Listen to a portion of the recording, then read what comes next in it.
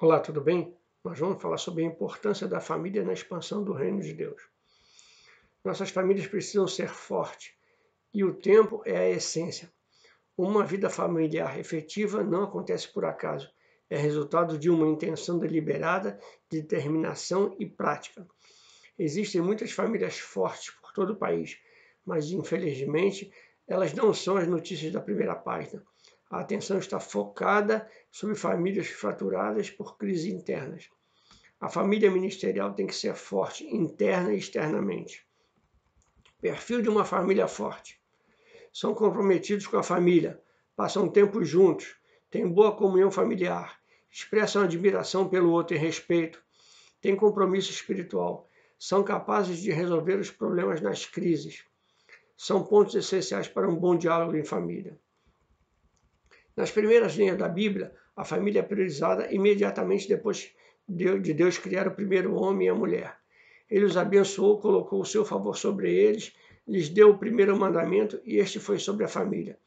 Frutificai e multiplicai-vos, enchei a terra e sujeitai-a. O projeto de Deus, desde o princípio, foi a família fértil e que governasse a terra. Examinando a palavra lá em Gênesis 2, 24 e 25, vemos que nestas duas sentenças existem 4 princípios eternos que dão ao casamento, assim como a família, a sua força. Deixará o homem seu pai e sua mãe. Primeiro princípio, separação. Segundo, se unirá a sua mulher, permanência. Terceiro, serão uma só carne, unidade. E quarto, estavam nus e não se envergonhavam, intimidade. Então você tem que ter a separação do pai e da mãe, a permanência se unindo à sua mulher, a unidade sendo uma só carne e a intimidade com a sua esposa e com o seu marido. Desde os tempos antigos, o Eterno tem cuidado da família e providenciou diretrizes que a tornava forte e a manteria sólida. O ministro deve cuidar da igreja que está na sua casa e em sua família. Ser sacerdote em sua própria família. Deus nos constituiu para reis, para reinar, e sacerdotes para administrar, para que sejamos governo tanto em nossa casa como fora dela. A palavra diz que para reinar sobre a terra. Pais que não exerceram o seu sacerdócio, governo sobre seus filhos, tiveram tolerância, foram débeis e colheram resultados terríveis. A Bíblia nos dá, vou citar pelo menos 2 exemplos. Um, o sacerdote Eli, e 2, o rei Davi. Foram homens íntegros, mas que perderam a sua família por causa do pecado, da liberação, de não exercerem o seu sacerdócio dentro de casa. Segundo, o papel do pai como sacerdote no lar. A principal igreja está na nossa casa, cujos membros primordiais são a nossa esposa e os filhos e os maridos. Quando foi a última vez que você demonstrou afeto pelos seus filhos? Amados, perceberam que o filho pródigo nunca pensou que seu pai o rejeitaria quando voltasse para casa? Nossos filhos nos conhecem. Este jovem lá, o filho pródigo, que havia desperdiçado tudo que tinha recebido do pai, para estava indo encontrar ele do pai. Mas isso não aconteceu. Seu retorno ao lar foi como um filho, não como um mendigo.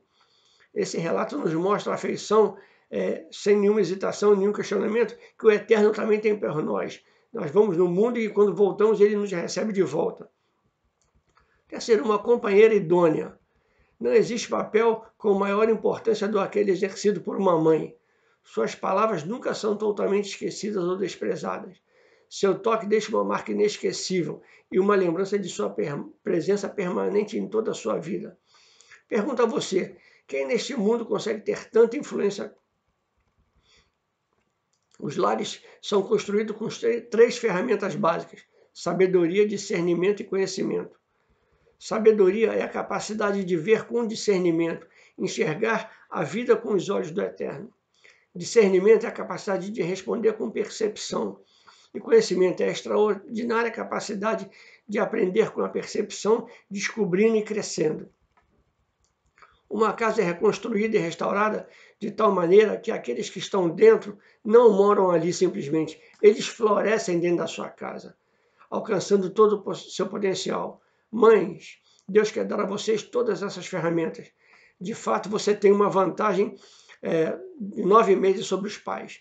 Nessas 40 semanas, dão a vocês uma percepção que nós, pais, não temos, né? E conhecerão a criança muito bem antes de nós, pais.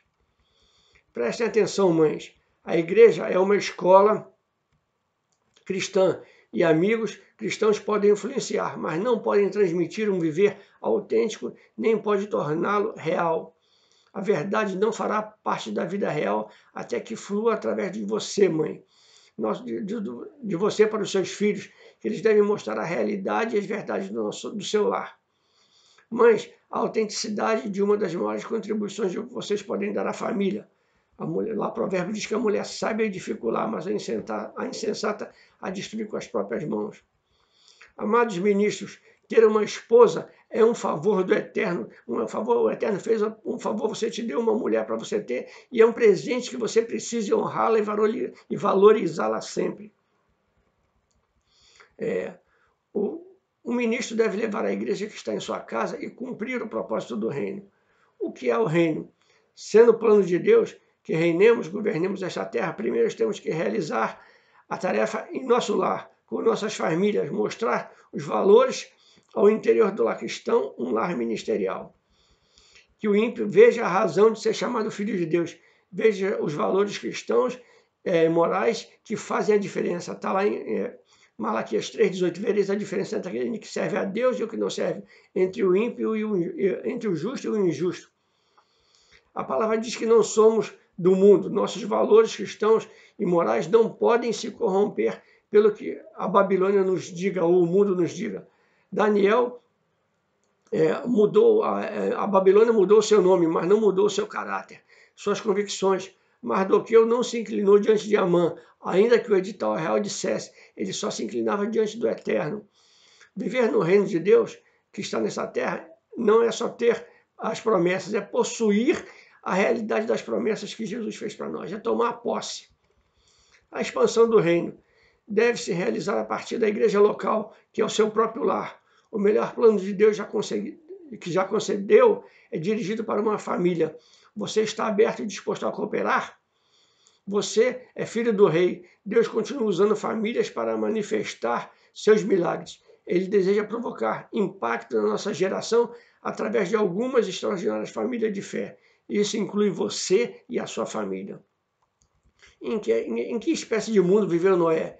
Em um mundo muito parecido com o nosso, difícil, endurecido para as coisas espirituais, dias terríveis com vícios, violência, prostituição, corrupção moral, depravação. Mas havia uma exceção. Um homem e uma família fizeram toda a diferença. Deus achou graça em Noé. Então, essa passagem das Escrituras prova que o ambiente não determina o seu caráter. A vida de Noé era como se fosse uma rosa formosa vivendo num depósito de lixo. Em meio à corrupção humana, vemos um homem fiel, piedoso, educando uma família para ser fiel. Deus quer começar com você a expandir o reino dele na terra. Hoje pode ser o primeiro dia da sua vida. Não esteja preso aos erros do passado, porque nunca será usado poderosamente nos planos de Deus. Deus quer fazer algo em comum através de você e da sua família. Deus quer mudar a estrutura da sua família. Deus deseja fazer coisas maiores com a tua família para realizar o plano dele de expandir o seu reino sobre a terra. E, ao final de tudo, se você vê como lá Noé construiu a arca, e no final de tudo a arca ficou vazia. Ela cumpriu o propósito dela. Você tem um propósito a cumprir. Você tem uma meta para cumprir. Você tem uma família para cuidar. Você tem uma família para dirigir. Mãe, você tem toda a educação para dar, ajudar o seu marido aí na educação dos seus filhos, na criação, em todo o sustento, em todo o amparo. E é isso que se faz uma família forte. Uma família alicerçada no reino, uma família na expansão do reino de Deus. E essa mensagem que eu quero deixar para você nessa tarde, te abençoar em nome do nosso Rei, Senhor Salvador Jesus Cristo, e declarar para você, ainda dá tempo.